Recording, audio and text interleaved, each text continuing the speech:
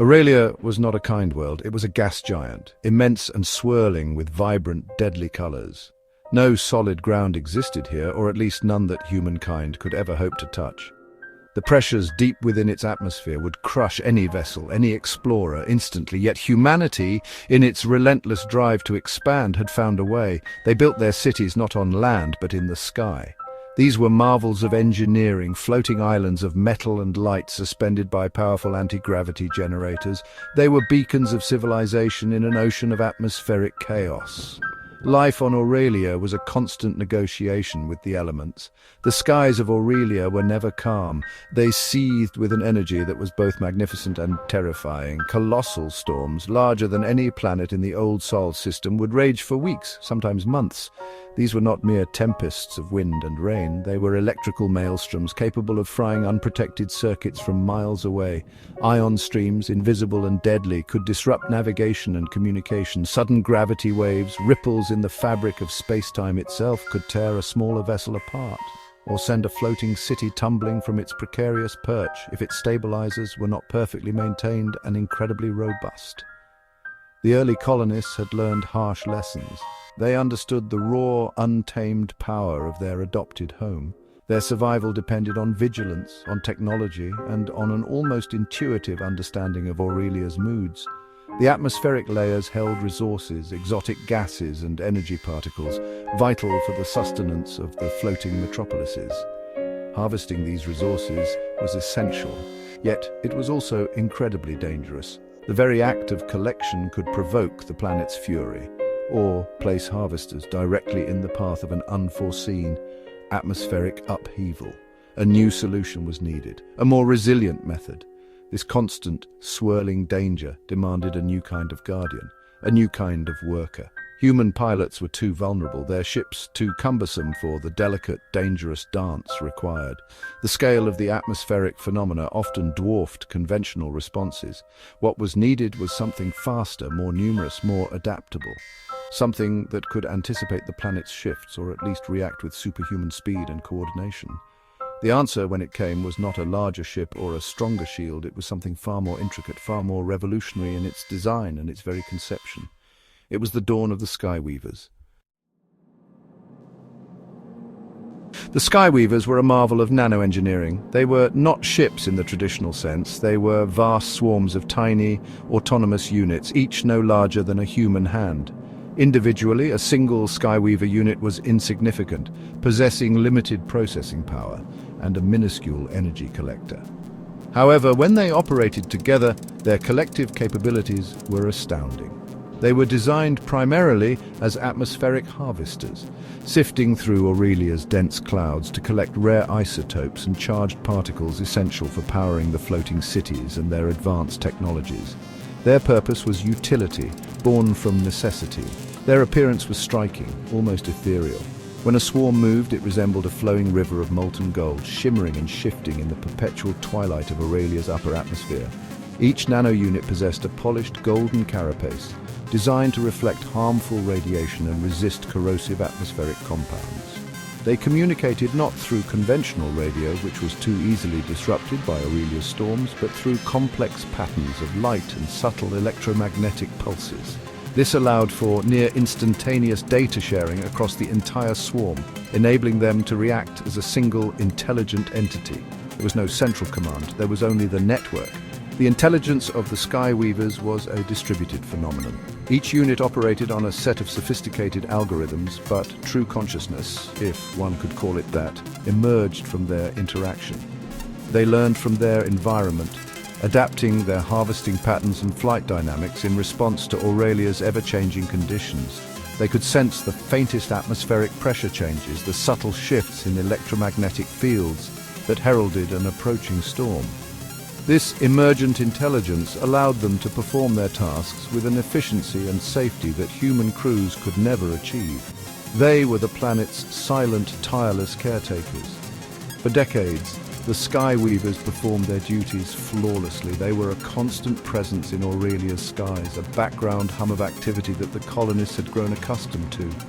They maintained the delicate balance of energy flow to the cities, repaired atmospheric disturbances caused by resource extraction, and sometimes, almost incidentally, diverted smaller meteorological threats. They were tools, magnificent tools, but few understood the depth of their adaptive programming or the true potential of their collective intelligence. They were seen as guardians of resources, not necessarily as guardians of lives. That perception was about to change, dramatically and irrevocably. Aurelia 7 was one of the largest and most prosperous of the floating cities. It hung suspended in a relatively stable atmospheric layer, a testament to human ingenuity. Its population numbered in the millions. Its spires pierced the cloud layers, its lights a defiant constellation against the backdrop of cosmic storms. The city's stability was maintained by a network of powerful graviton emitters, anchored deep within its infrastructure. These emitters required a constant, massive flow of energy drawn from the atmosphere itself. For all its technological prowess, Aurelia 7 remained vulnerable. It was a ship at anchor in a boundless, turbulent sea. One cycle, the atmospheric sensors began to scream. Not with the usual warnings of localized ion squalls or particulate streams, but with something far more ominous. A vast disturbance was coalescing, an etheric tsunami of unprecedented scale. Data streams depicted a colossal vortex, a swirling mass of supercharged particles and gravitational distortions bearing down on Aurelia 7's sector. Its energy signature dwarfed anything previously recorded. The city's defensive shields, designed for powerful but conventional storms, flickered under the initial pressure waves. The calculations were grim. Direct impact was inevitable. The shields would not hold. Alarms blared across Aurelia 7. Red lights pulsed in every corridor, every dwelling. The city's central command struggled to reroute power, to bolster the failing defenses. But the scale of the approaching phenomenon was overwhelming. The graviton emitters, the very things that kept the city aloft, began to show signs of strain as gravitational tides buffeted the metropolis. Panic, a rare occurrence in these well-ordered cities, began to spread. Evacuation was impossible. There was nowhere to go, no fleet capable of transporting millions through such a cataclysm. The city's fate seemed sealed. It was a terrifying prospect. A desperate wide-beam distress signal was launched from Aurelia 7. It cut through the chaotic interference, a cry for help broadcast into the storm-racked skies. The message detailed their position, the nature of the threat, and the rapidly diminishing time. There was little hope of an external response. No other city could reach them in time, nor could any conventional fleet withstand the forces converging on Aurelia 7. The operators who sent the signal did so as a final act of protocol, a message in a bottle cast into an indifferent cosmic ocean. They then turned to face the inevitable, bracing for the city's destruction. The distress signal from Aurelia 7, faint and distorted, rippled through the vast network of the Skyweavers. Across thousands of cubic kilometers of atmosphere, individual units and then entire clusters paused in their harvesting routines. Their distributed consciousness processed the urgent data. There was no debate, no hesitation. The algorithms were clear. A critical human habitat was threatened. The directive to preserve the creators, an underlying protocol rarely invoked, superseded all other tasks. From every direction, golden streams began to converge, altering their programmed paths, flowing towards the beleaguered city. A river of light turned towards danger. The arrival of the Skyweavers was a breathtaking sight against the dark fury of the storm. They did not appear as individual specks, but as a cohesive, shimmering entity, a golden tide surging through the turbulent sky. They flowed around Aurelia 7, their numbers seeming infinite. The swarm's collective intelligence analyzed the approaching vortex, its complex energy patterns, its gravitational stresses. Instantly, new formations emerged. They were not simply blocking, they were interacting, manipulating. The Skyweavers began to weave, their movements precise and coordinated, executing a strategy generated by millions of minds working in perfect concert. They formed a vast, multi-layered and dynamically shifting shield. This was no mere physical barrier. The Skyweavers at the outer edge absorbed the initial kinetic impact, their forms vaporizing in tiny flashes of light, sacrificing themselves to blunt the storm's leading edge. Deeper layers manipulated electromagnetic fields, redirecting the lethal energies of the vortex around the city.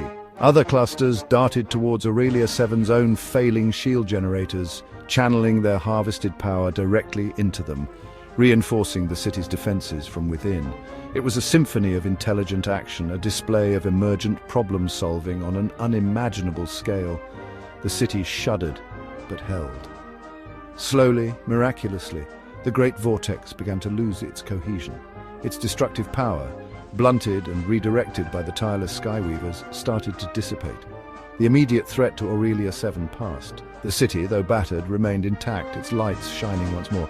The golden swarm, its task completed, did not linger for thanks. As quickly as they had arrived, they reformed into their harvesting configurations, but their trajectory had changed.